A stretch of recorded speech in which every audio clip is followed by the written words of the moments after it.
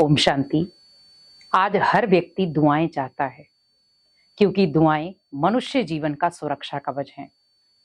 दुआएं वो कवच हैं जहां पर हम भले विकराल परिस्थिति में भी फंसे हों, वहां से भी वो दुआएं हमें निकाल कर ले आती हैं।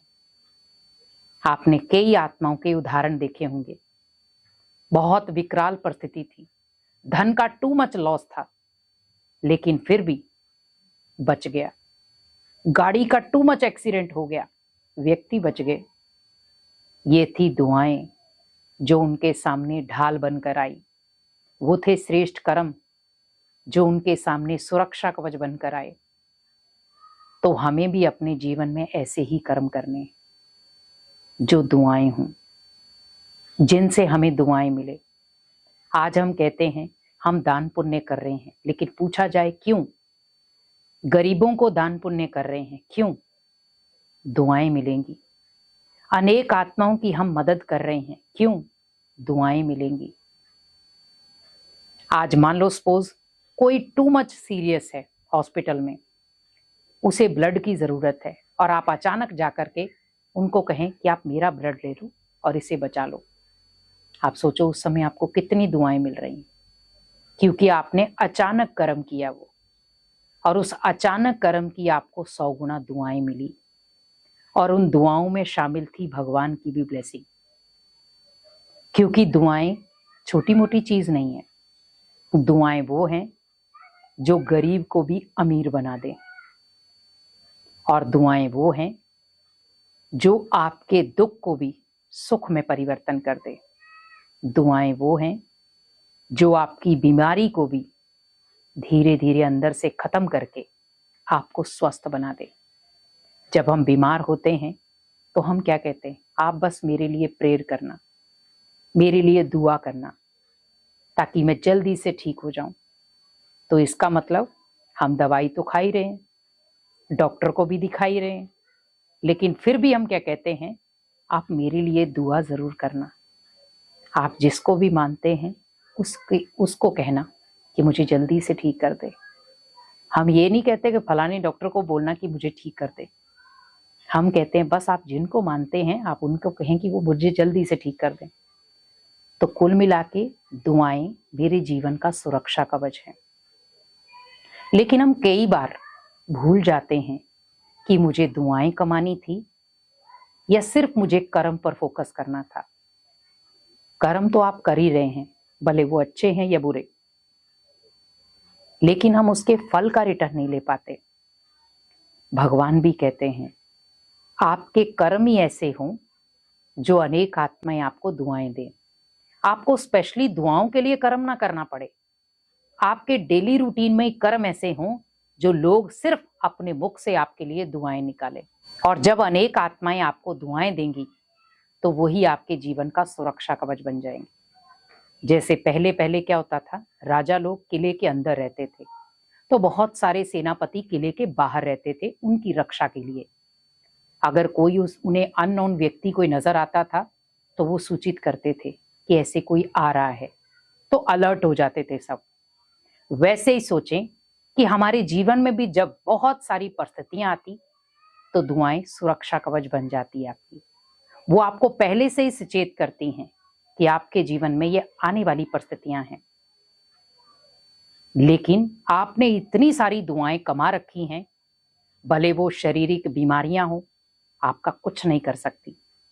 भले लोग हों, लोगों द्वारा क्रिएट की हुई परिस्थितियां हो, कुछ नहीं बिगाड़ सकती, क्योंकि आपके पास वो दुआएं हैं, वो निस्वार्थ दुआएं हैं जो आपकी ढाल हैं। तो आप ये सोचिए, दुआएं आपका सुरक्षा कवच है,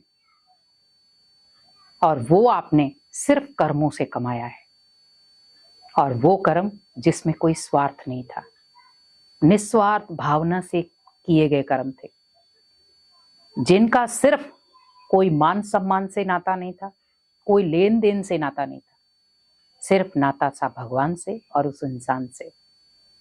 हम कई बार कहते हैं हम भगवान के लिए करते हैं, भगवान ने हमें दिया है इसीलिए हम देते हैं, और ये बोल बहुत श्रेष्ठ है। जब हम कहते हैं हमने किया, हम कर सकते हैं, हमारे से ऊंचा तो कोई हो ही नहीं सकता। वो आप ये समझ लें कि आपने या तो भगवान को नहीं समझा और या तो आपने दुआओं को नहीं समझा। जहां पर आपने कहीं ना कहीं उसका बखान कर दिया, वो सोचिए वहीं दुआएं कट गई। और कई बार दुआएं, हम सोचते हैं कि हमने बहुत सारी दुआएं कमाई हैं, लेकिन अगर हम उस चिट्ठे को खोल के देखें तो दुआएं जीरो होती हैं। क्योंकि हमने क्या किया, फटाफट दुआएं कमाते गए और खत्म करते गए। क्योंकि पाप कर्म, झूठ, ईर्ष्या, द्वेष, अहंकार आ जाता है। और कई बार हम अच्छे कर्म करते हुए, मान लो हम बहुत अच्छे कर्म कर रहे हैं, पर उसमें भी अहंकार आ जाता है। कोई आपसे नॉर्मल व्यक्ति भी अगर मिल रहा है तो हम कहते हैं हमारे स्टेटस से मैच नहीं हो सकता। क्यों? आपने ऐसा क्या किया है? भगवान तो हो नहीं आप। जब भगवान गरीबों को मिल रहा है, भगवान हर एक आत्मा से मिल रहा है, तो आप ऊंच नीच क्यों देख रहे हैं? आप जात पात क्यों देख रहे हैं?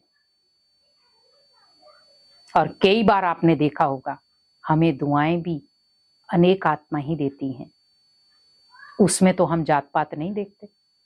तब हम कहते हैं आप हमारे लिए दुआ करना। तो जब हम दुआएं लेने के लिए जात पात ये चीजें नहीं देखते, तो हम अपने स्टेटस को मैच करने के लिए ये क्यों करते हैं? भगवान ने हम बच्चों को अपने से बांधा है। हम सभी के शरीरों में आत्मा है और वो है परमात्मा। तो वो बाप है और हम बच्चे, तो भेदभाव क्यों? तो हमें दुआएं कमानी है और सफल दुआएं कमानी है, निस्वार्थ भावना वाली दुआएं कमानी है। तो आपका जीवन दुआओं से भर जाएगा और आपका किला भी मजबूत बन जाएगा और आपको कोई भी परिस्थिति हिला नहीं सकती, कोई भी बीमारी आपको रोगी नहीं बना सकती और कोई भी संघर्ष में आप टूट नहीं सकते। क्योंकि दुआएं इतनी पावरफुल हैं आपके पास कि ये छोटी छोटी या बड़ी परिस्थितियां भी आपका बाल भी बाका नहीं कर सकते। तो इसीलिए हमेशा निस्वार्थ भावना से दुआएं कमाएं और आप दुआएं कमाने में कंजूसी ना करें। कहते हैं ना, दुआएं देंगे तो दुआएं मिलेंगी। तो आज से ही अपने साथ वायदा करें कि मुझे अनेक आत्माओं को दुआएं देनी है, ताकि बदले में भी मुझे क्या मिले? दुआएं मिलें। तो जब बदले में दुआएं मिलेंगी तो आप तभी तो अनेक आत्माओं को लुटा सकते हैं ना। तो जो बांटोगे वही मिलेगा। इसलिए वही चीज बांटो जो आपके जीवन को भरपूर करे और हमेशा आपको खुश रखे। ओम शांति।